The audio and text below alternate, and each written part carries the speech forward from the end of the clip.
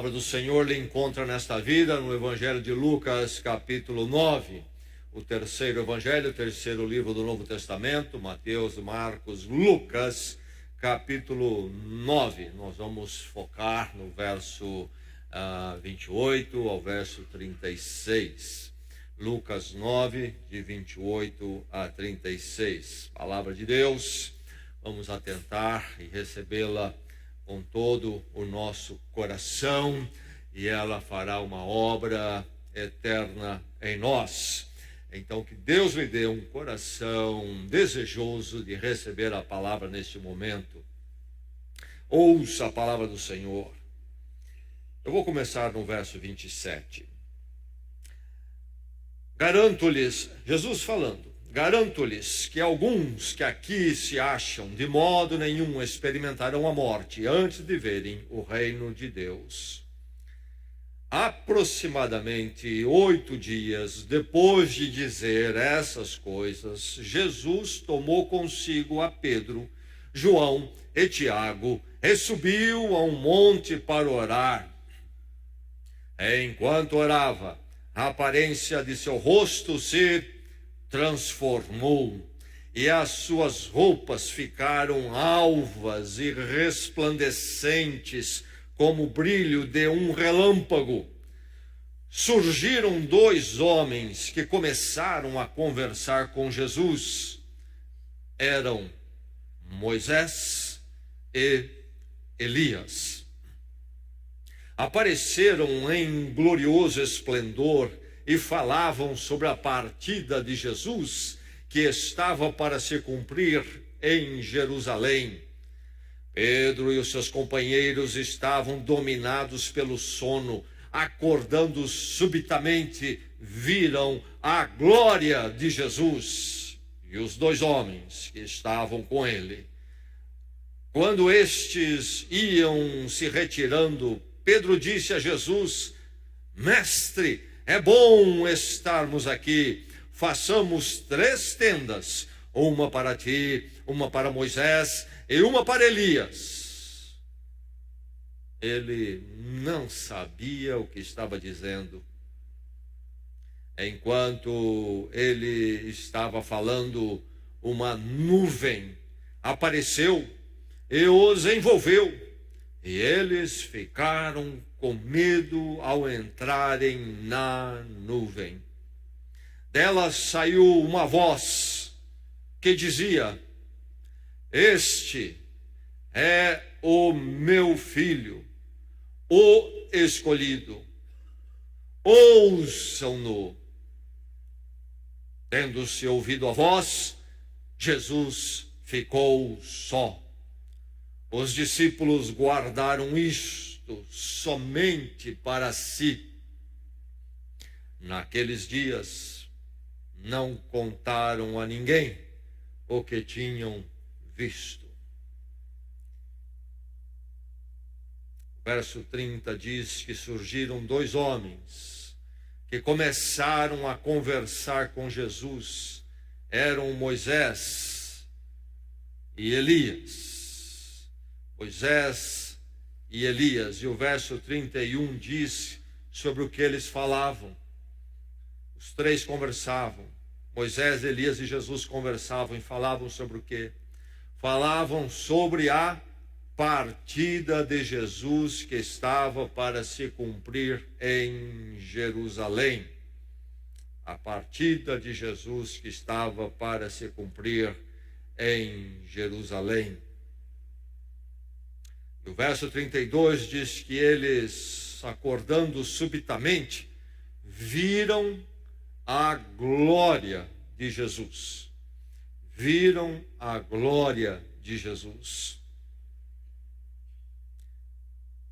E diz o texto, no verso 35, que uma voz sai da nuvem, ou no meio da nuvem ouve-se esta voz, e esta voz diz algumas poucas palavras, muito claras, poucas, objetivas. Este é o meu filho, o escolhido. Ouçam-no, ouçam-no.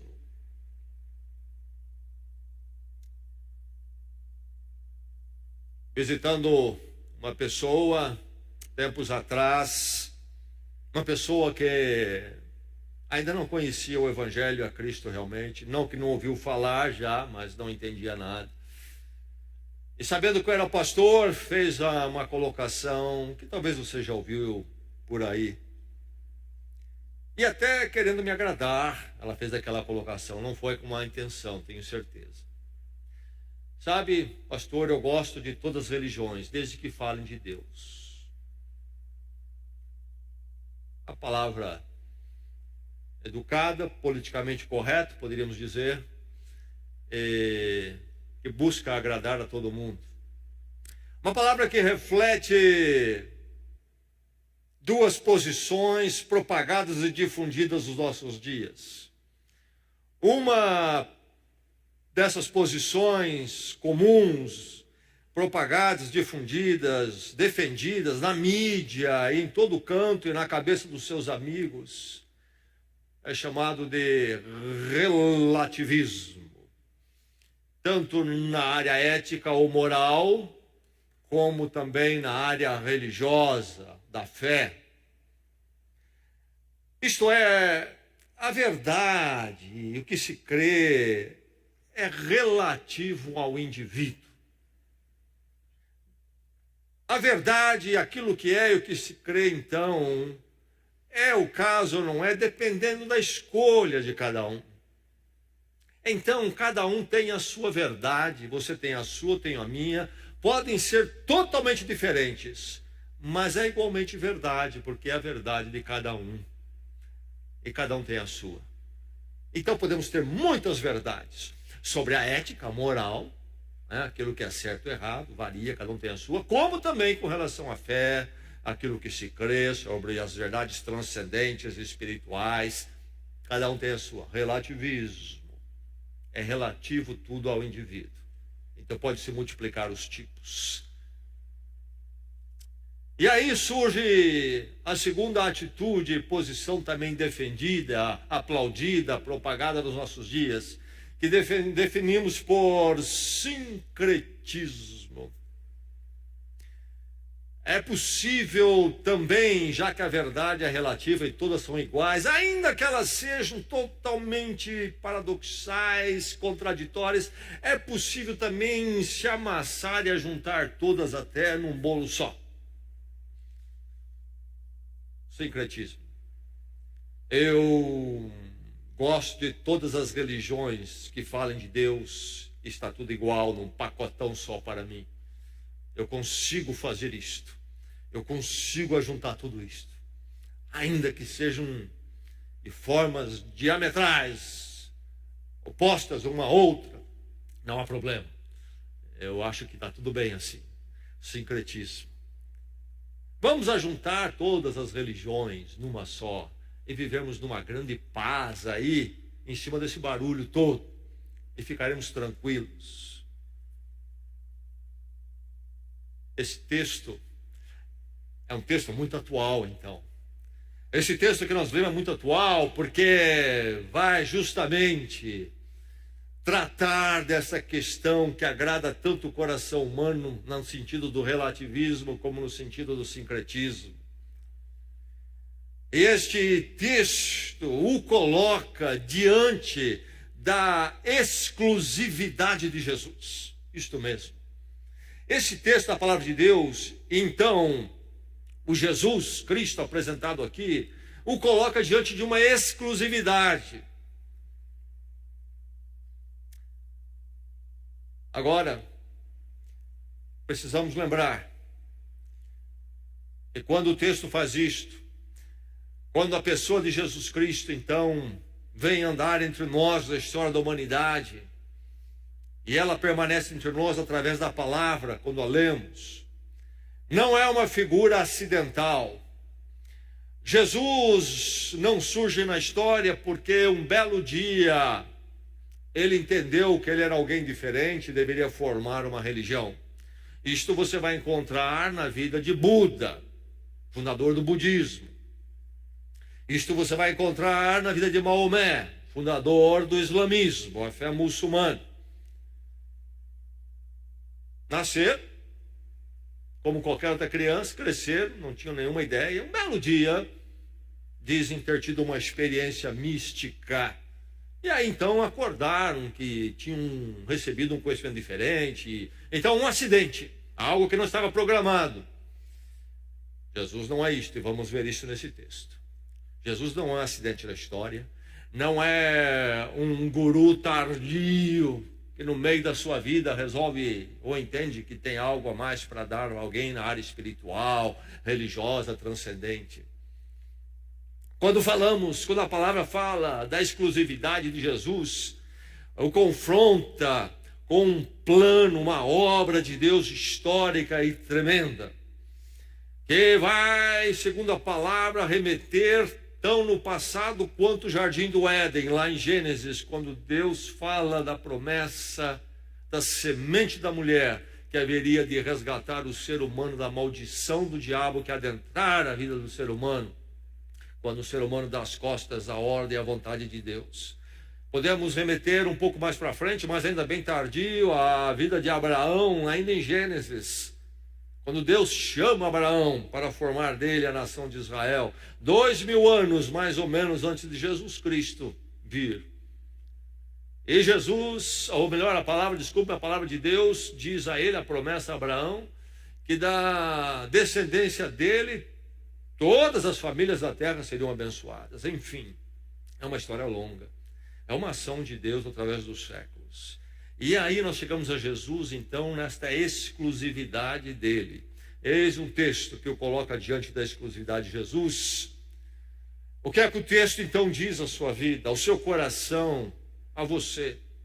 Você que está rodando aqui neste mundo, esperando o tempo passar, sem uma âncora, sem um fundamento, gastando seus anos, e lidando com conflitos internos, falta de paz, alegria e propósito.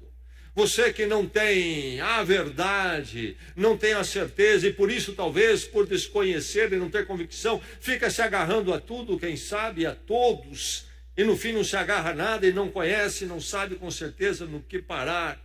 Esse texto fala a você, fique com Jesus. Mas fique com Jesus exclusivamente. Você ouviu? Fique com Jesus exclusivamente. Ele é a revelação divina. Em Jesus Cristo nós temos a manifestação, o revelar, o tornar-se visível de Deus glorioso, transcendente, eterno. Como poderíamos vê-lo e contemplá-lo a não ser numa forma acessível, como na encarnação em Jesus Cristo? Nesse texto é-nos dito, é-nos falado sobre essa experiência tremenda da transfiguração. Jesus toma 3 dos seus discípulos, Pedro, Tiago e João, e diz, vamos subir ao monte para um propósito de oração. Encontramos Jesus fazendo isso com eles, outra ocasião, inclusive no Getsemane. Vamos orar, vocês 3 venham comigo. Há outros companheiros, não há? Jesus toma os 3. Vamos orar. E sobem para orar, e lá acontece esse fenômeno. Tudo indica no texto que foi à noite. Subiram ao monte, não sabemos qual monte é, não é indicado. Pelas colocações dos evangelhos, seria possível ser o Monte Hermon, o mais alto monte lá em Israel, muito alto, quase 3.000 metros de altura. Teriam subido esse monte, seria esse, e se subiram ele todo, que seria uma subida tremenda, ou uma parte, enfim, talvez cansados, exaustos, estão adormecidos, mas há este momento, quando há uma transfiguração, despertam com algo que está acontecendo e olham a transfiguração. Está reluzente ali o ambiente, particularmente Jesus e os 2 personagens que aparecem, Moisés e Elias. Não sei se o ambiente todo, só eles. Isso remete sempre para alguma manifestação de Deus na continuidade da história da ação de Deus. Vamos encontrar algo semelhante acontecendo com Moisés, lá no livro de Êxodo, e agora estamos falando por volta de 1500 anos antes de Cristo, quando Moisés vai ao Sinai, ao Monte Sinai sozinho, o povo fica embaixo, ele vai lá para receber as tábuas da lei, e tem aquele momento quando Deus entrega-lhe as tábuas, e há uma nuvem que envolve o Sinai, e Moisés desce. Quando desce, diz a narrativa de Êxodo, capítulo 34, que o rosto de Moisés resplandecia, estava reluzente. E era uma coisa que inclusive incomodava o povo, que foi preciso colocar um véu sobre Moisés. Era um sinal de que ele tinha estado de alguma forma na presença de Deus, quando recebeu as tábuas. Certamente não a presença totalmente direta, porque não seria possível, mas mesmo indiretamente fica este impacto nele. Mas de qualquer forma, a ideia do resplandecer é a ideia da presença de Deus, da glória de Deus. E aí então é este ambiente de transfiguração. É aí que é revelado a exclusividade de Jesus Cristo nessa transfiguração. Mas o texto diz que houve um esplendor ali, sim, mas o texto é cuidadoso em dizer que os discípulos viram, no verso 32, viram a glória de Jesus. Você ouviu? Viram a glória de Jesus. A glória é divina, a glória é de Deus sempre nas Escrituras, mas agora diz que a glória é de Jesus. Está nos apontando então para a presença triuna de Deus, na pessoa do Filho, e viram a glória de Jesus. Em tudo aquilo que acontece ali, o central, o principal é que Jesus se mostra de forma glorificada. Não como Moisés se mostra ali, não como Elias, nem como os discípulos eram, Pedro, Tiago, João. Jesus, eles viram a glória de Jesus, aquilo que pertence a Deus. Mas diz que em seguida surge uma tal de uma nuvem, envolve aquele monte, envolve a condição deles. E nós somos remetidos novamente à história da ação de Deus. Êxodo capítulo 13. Nós temos o povo de Israel marchando através do deserto. Através da liderança de Moisés foram tirados da escravidão do Egito com poder e agora estão marchando, estão peregrinando pelo deserto. Haverão de chegar ainda à terra que seria a terra deles, a terra prometida, mas há um caminho longo. E o caminho se torna mais longo ainda, anos, porque eles têm dificuldade em fazer a vontade de Deus, e Deus precisa trabalhar o coração daquele povo. Enfim, eles têm que peregrinar. Como é que eles sabem para onde ir ou não ir? Êxodo capítulo 13 diz que durante a noite eles eram orientados por uma coluna de fogo à distância que Deus colocava diante deles. Era o GPS à noite. E durante o dia era uma nuvem, uma coluna de nuvem que ia. Era a presença de Deus guiando o seu povo. Mas vamos encontrar nuvem novamente no capítulo 19 de Êxodo, quando Moisés sobe ao Monte Sinai e o povo está embaixo, e diz que uma densa nuvem cobriu o monte. A nuvem então sempre representando, simbolizando a presença de Deus. Quando há então essa manifestação da glória de Jesus, a nuvem. E se não bastasse tudo isto, no meio daquela nuvem vem uma voz audível, tremenda, de pouquíssimas palavras, mas que muda tudo. Aliás, palavras que mudam tudo são aquelas poucas, na verdade, benditas, colocadas de forma inequívoca, sem criar rodeios, inventar história. Pouquíssimas palavras que, se você entender e prestar atenção e elas alcançarem o seu coração, pouquíssimas palavras que podem alterar sua vida de uma forma como nada mais desse mundo pode alterar. Estava lendo um dia um livro do budismo, e aí falando de como você ler e quantas experiências, milhares que você deve estar buscando nas leituras, fiquei pensando, puxa vida, mas ainda que eu viva 10 mil vidas, não vou conseguir ler tudo isso aqui. Poucas palavras. Pouquíssimas palavras. Este é o meu filho, o escolhido, ouçam-no. E note aqui os artigos definidos, o. Este é o meu filho, o escolhido. Ouçam-no.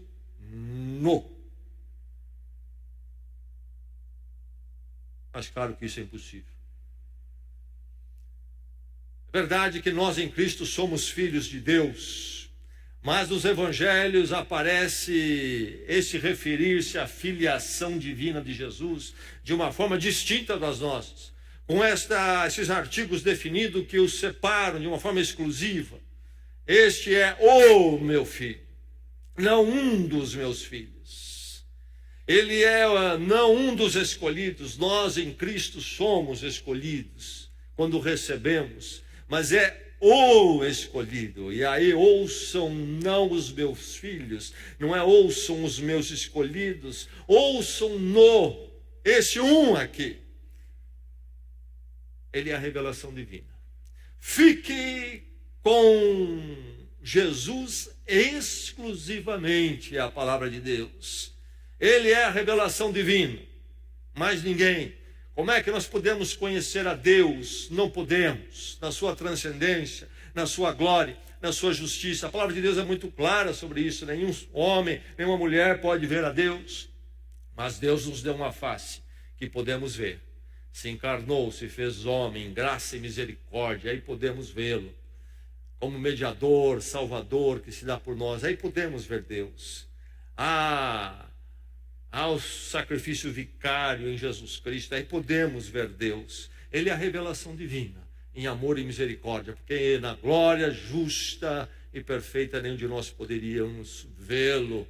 Fique com Jesus exclusivamente. Ele é a revelação divina a você. Você quer conhecer a Deus, querem colocar a vida em ordem com Deus, é Jesus Cristo, Deus conosco, é Emmanuel. Ele é a revelação divina. Fique com Jesus exclusivamente. Ele é a realização escatológica. Já ouviu essa palavra? Não ouviu? Essa palavra em teologia tem a ver com a obra de Deus no direcionamento dos tempos, principalmente os chamados últimos tempos, os últimos dias. E nós ouvimos sobre isto, é um capítulo da teologia sistemática, o estudo dos textos e a organização dos textos bíblicos que nos falam dos propósitos de Deus, particularmente sobre o consumar da história. E pensamos escatologia em geral dessa forma muito reduzida e até caímos no erro do especulativo e da sensação do especulativo. No meio evangélico há esta sensação, ou sensacionalismo até do especulação, do que vai acontecer, não vai acontecer, e queremos até ter um controle de tudo isso por nós conhecermos, etc.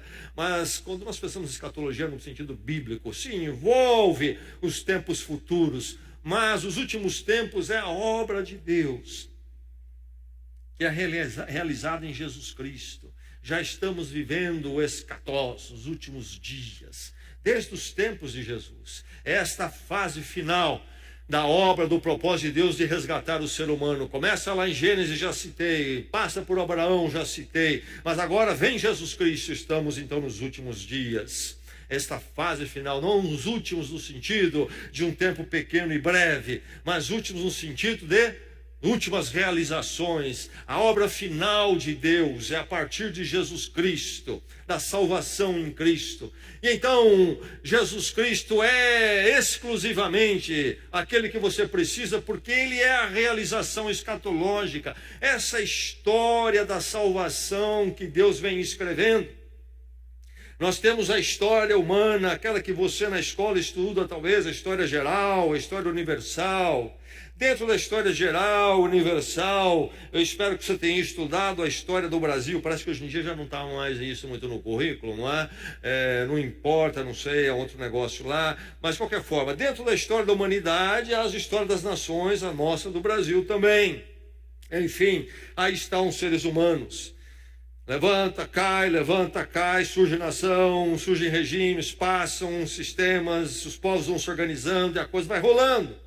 E a gente percebe que ser humano tem controle nenhum disto. E onde é que isso vai dar? Não sabemos. Mas a Bíblia diz que dentro dessa história, ou paralela a essa história, se preferirmos, Deus está escrevendo a história da salvação. Já citei Gênesis, Abraão, Jesus, os últimos dias. Dentro dessa história é a ação de Deus. No meio da confusão humana, Deus tem a sua voz, a sua proposta, o seu chamado. É a história da salvação. É a história verdadeira que tem rumo e direção. No meio dessa confusão humana que vai acontecendo, dessas incertezas humanas, Deus está fazendo a obra dele. E em Cristo somos chamados para fazermos parte dessa obra gloriosa que tem um fim glorioso. É o plano escatológico de Deus, é o plano da salvação, é a história da salvação que se consuma em Jesus Cristo, em humilhação na cruz e finalmente o julgamento e a vitória eterna no último dia.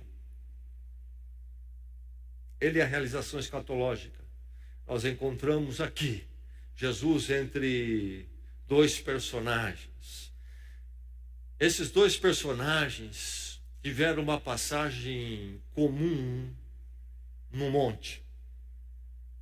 Um foi Moisés. Moisés, já citamos, você já ouviu falar, lá em Êxodo ele passa pelo Monte Sinai, onde a presença de Deus se manifesta, inclusive esta nuvem. Estamos falando em Êxodo 1500 anos antes de Cristo. Monte Sinai. Mas, uns 600 anos mais tarde, 9 séculos antes de Jesus Cristo, há o grande profeta Elias, que se opõe ao rei terrível Acabe. Acabe leva o povo de Deus para longe dos caminhos de Deus, levanta Elias, Deus chama Elias para contrapor, e Elias tem um embate terrível contra aquele poder real. 1 Reis 19, a narrativa muito interessante. Elias tem um confronto com Acabe, que havia trazido para o povo de Deus o culto ao deus pagão Baal, um deus terrível, adorado pelos povos na vizinhança, outros povos. Traz para o meio do povo de Deus o culto a este deus pagão. Elias tem um embate com Acabe, esposa Jezabel, os sacerdotes de Baal têm um confronto com Elias, momento de desgaste, de estresse, certamente.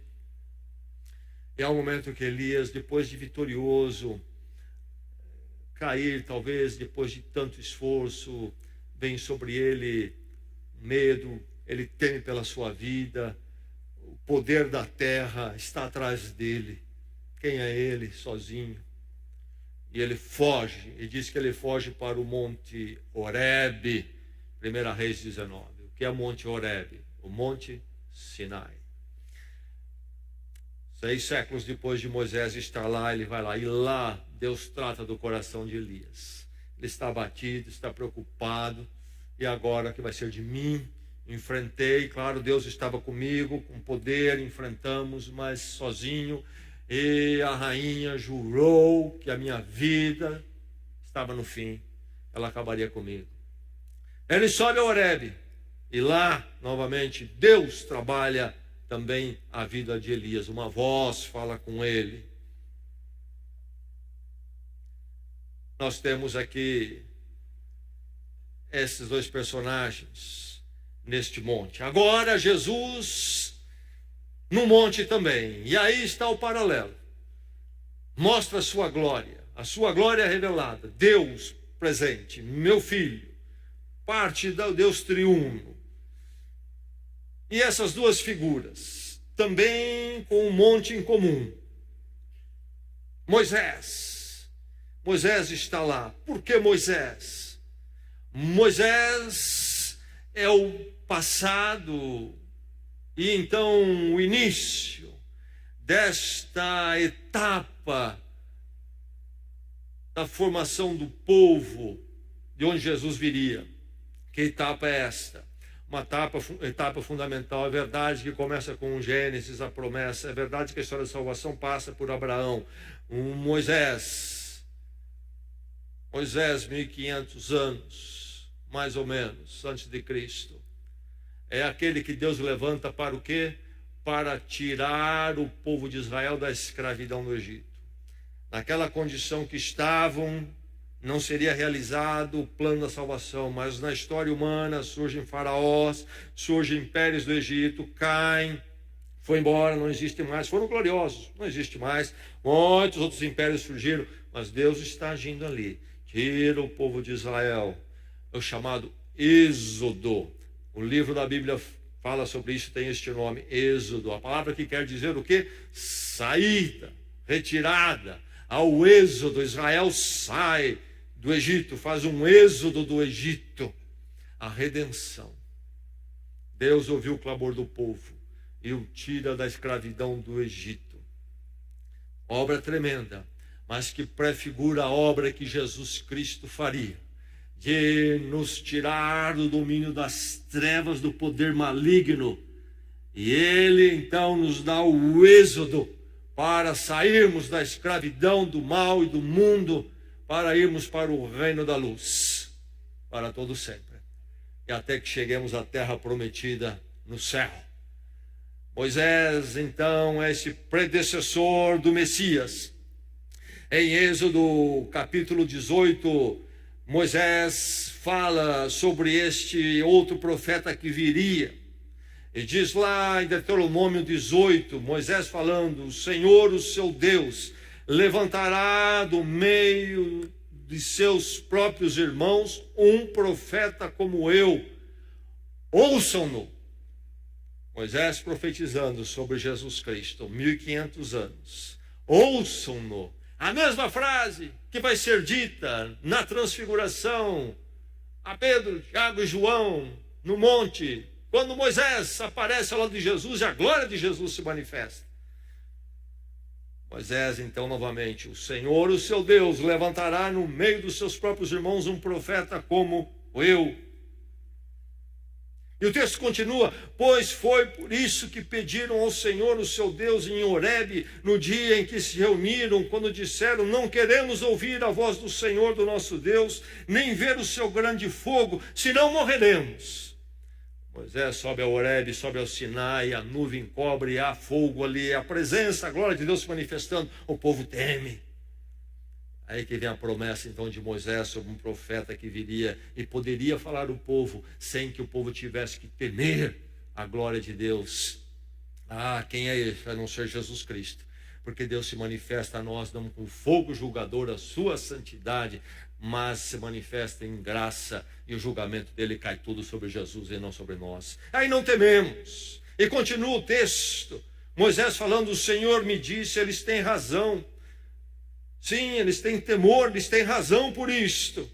Então diz, levantarei no meio dos seus irmãos um profeta como você, porei minhas palavras na sua boca, e ele lhes dirá tudo o que eu lhes ordenar.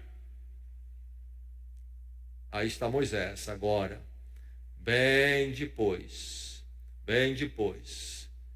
neste monte, quando é manifestada a presença de Jesus. Moisés é o predecessor, e ele fala de um profeta que viria, e ele diz, ouçam-no. A mesma ordem se manifesta na voz no meio da nuvem, ouçam-no. Moisés, o predecessor do Messias, Moisés, o grande libertador do povo da escravidão do Egito, falando, sendo um tipo, uma figura do grande libertador, o outro profeta que viria, que deveríamos ouvir. Não para uma libertação política, social, geográfica, mas uma libertação espiritual do poder das trevas para a grande libertação do reino da luz. E há o Elias. Elias está lá também. Elias está ali. Elias é aquele que é apresentado nas Escrituras como a consumação da promessa. Elias aponta para o futuro. Nós encontramos em Malaquias, o último profeta do Velho Testamento, o último livro ali no Velho Testamento, sendo anunciado que Elias haveria de vir outra vez e para anunciar o caminho do Senhor. E João Batista é esta figura. Então Elias é o grande profeta, que é este tipo de que anuncia que há um futuro, o Messias vem, aquele profeta que Moisés citou vem. E então ele é o precursor do Messias. Malaquias diz que uma voz haveria de clamar no deserto. E ele fala que Elias viria. E então o Evangelho diz, João Batista cumprimenta essa figura anunciando no deserto o caminho do Messias que está para chegar. Então Moisés é o predecessor, é o tipo do passado. Elias é o precursor do Messias, a voz que anuncia a ele a redenção, a restauração. O povo de Israel está lá cultuando o Baal, uma liderança errada. Vem então Elias ser este restaurador, e é o que anuncia então o Messias, o grande restaurador. Moisés, a lei, Elias, o profeta, a profecia, os dois estão ali. Tudo relacionado ao quê? A obra redentora de Deus que se dá na história e se cumpre em Jesus Cristo. Fique com a exclusividade de Jesus. Ele é a realização escatológica. Não acontece em nenhum outro líder, nenhum outro fundador religioso, nenhuma outra religião. É uma história dentro da história humana da ação de Deus. E Cristo é esta grande realização. E agora estamos no escatós, os últimos dias, na redenção, quando Deus anuncia a salvação em Jesus Cristo, até que feche então a história e o último dia. Fique na exclusividade de Jesus. Ele é a redenção efetivada então. Se há uma redenção prometida, ela se cumpre em Jesus. Diz a leitura aqui que eu fiz, que Moisés e Elias conversavam com Jesus. Conversavam sobre o quê? O que eles têm para falar? O que tem para falar? Qual é o assunto? Acho que vai chover, porque tem uma nuvem chegando aí. Está bonito aqui em cima. Ô Jesus, como é que você tem passado? Há um assunto específico. Qual é o assunto? Conversavam sobre a sua partida que estava para se dar em Jerusalém. Note a palavra traduzida em nossas versões por partida. Que termo é este? Na língua original do grego antigo. Aqui, se você lesse no grego. Êxodo. Êxodo. E aí nós vemos a ideia toda do paralelo estabelecido. A redenção, a libertação, a saída. Jesus haveria de partir, seria o êxodo de Jesus. Que êxodo é esse? A morte, crucificação por nós. Mas também aí não é o êxodo ainda, é a porta de entrada necessária para que então o êxodo se efetivasse. Qual é? Rompe com o túmulo, ressuscita e ascende aos céus. A sua saída, o seu êxodo. E nele nós também somos levados para a mesma libertação, para este êxodo. Assim como o povo atrás de Moisés saiu e foi para a libertação. Em Cristo, eu e você, pela morte dele e pela ressurreição dele, partimos para a vida com Deus para todos sempre. Ele é a redenção efetivada. Ele vem para essa partida. Mas há uma intervenção de Pedro. Não há? Pedro tem uma grande ideia. Pedro pode ser chamado aqui o pai da minha casa e minha vida. Vamos começar por 3 tendas aqui.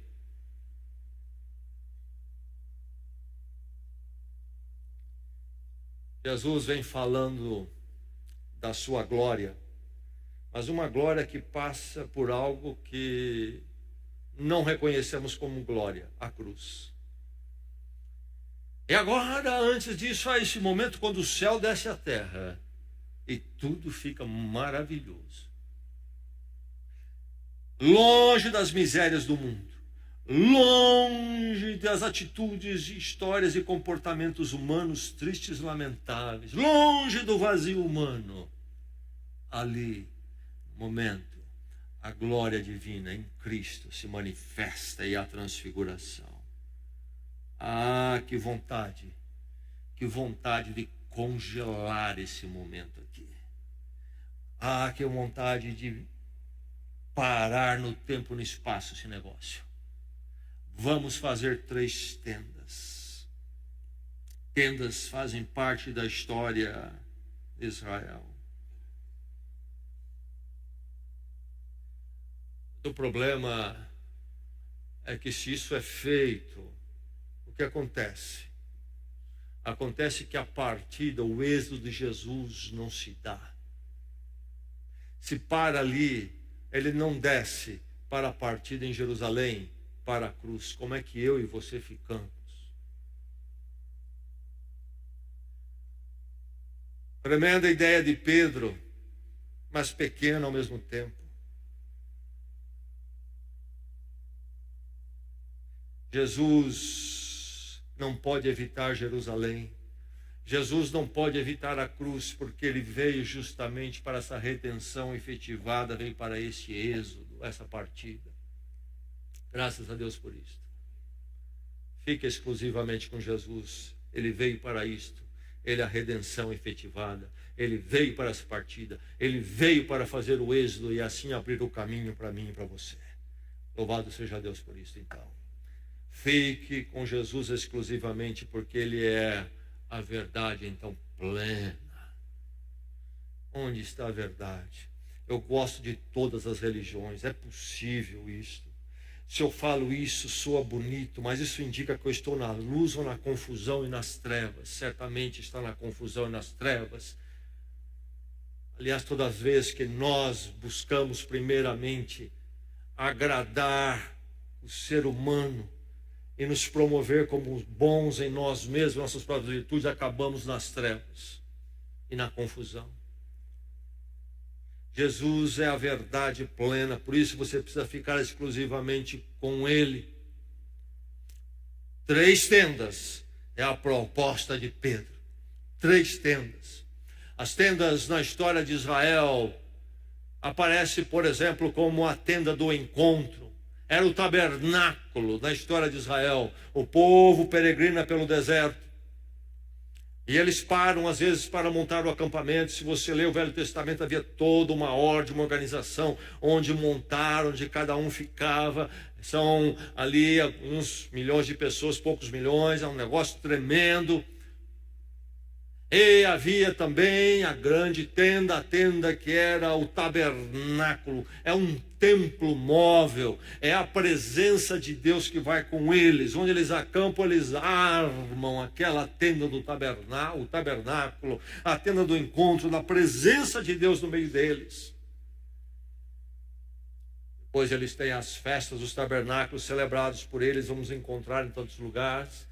Quando eles lembravam, uma vez por ano, esse festival das tendas, eles lembravam justamente do tempo em que eles peregrinaram no deserto. Agora eles já estão na terra prometida, chegaram, e para não se esquecerem do que Deus fez, e como Deus cuidou deles, e como Deus os redimiu, deu a eles o êxodo, e esteve com eles. Festival das tendas. Dias quando todos eles armam uma tenda, e dormem numa tenda, e há o festival no templo. Para lembrar a redenção de Deus e a presença de Deus com eles na ação histórica. 3, então. 3. Vamos aqui armar para os 3. Não pensa numa tenda para ele, não pensa numa tenda para Tiago, nem pensa numa tenda para João.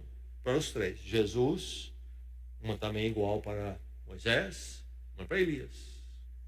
Ah, Pedro. Percebe aqui, Pedro é quase um sincretista aqui. Uma abordagem igualitária de Pedro, de Elias, de Moisés e de Jesus. 3 tendas. As tendas que para nós têm um símbolo da presença de Deus conosco. Aliás, Moisés foi realmente a manifestação, de certo modo, da presença de Deus no nosso meio, na nossa história, não foi? O êxodo.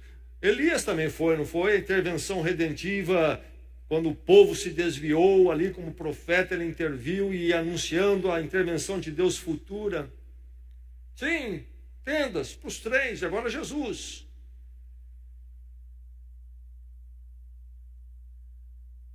Vem uma nuvem. Mas é interessante que o texto diz, Pedro não sabia o que estava falando. Eu gosto das religiões que falam de Deus. Não sabia o que estava dizendo. Não sabia. E diz o texto que eles não falaram para ninguém o que aconteceu ali. Mas nós lemos aqui, como é que eles não contaram? Sim, depois que a partida de Jesus acontece, morte, ressurreição, ascensão, aí então eles compreendem. O Evangelho de João nos fala muito de como eles não entendiam as coisas. Nós olhamos para trás, nós que vivemos depois, e achamos que seria fácil entender tudo ali. Não era. Mais tarde eles entendem, quando o Evangelho é escrito, é porque agora eles olham em retrospectiva. Todo o andar com Cristo, os acontecimentos, inclusive esse, tudo faz sentido.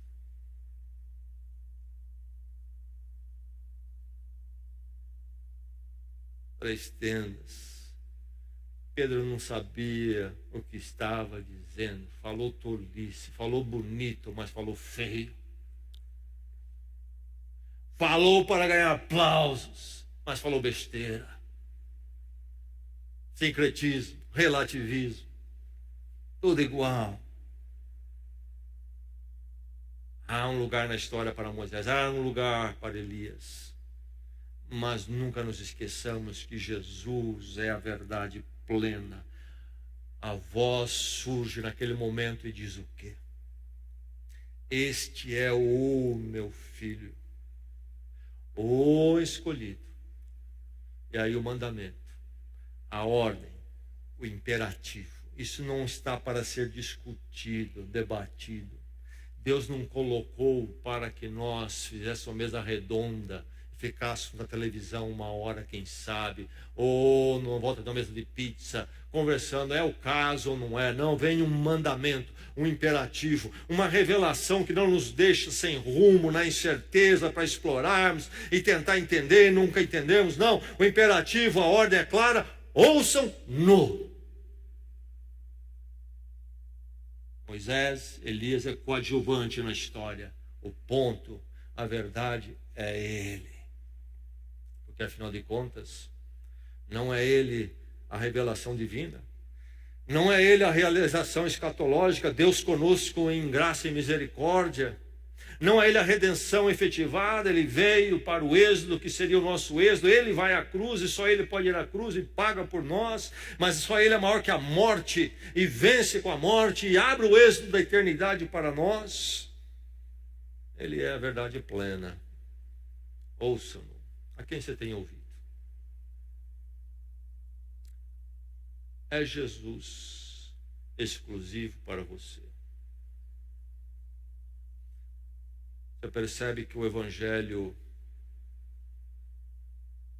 não anda bem com a mentalidade humana. Ele faz mal para a mentalidade humana nesses dias. Ele diz, não recebe aplausos para o que é popular nos nossos dias. Ele choca. Ele bagunça uma ordem artificial que o ser humano quer criar para acomodar seu coração. Mas Deus não veio para fazer política e média. Deus não veio para ser politicamente correto em Jesus Cristo. Ele veio para trazer a verdade e a luz, seja qual for o preço. E a maravilha é que nele nós encontramos o que o nosso coração anseia. Você tem ouvido? Ouçam-no. Fique com Jesus. Mas cuidado para não parar aí. Porque se você parar aí, você vai agradar todo mundo. Porque é bom dizer, eu fico com Jesus também. Como eu fico com fulano, outro. A mensagem clara. ouçam-no. Fique com Jesus exclusivamente. Que essa luz tome conta do seu coração e nunca se apague. Vamos orar.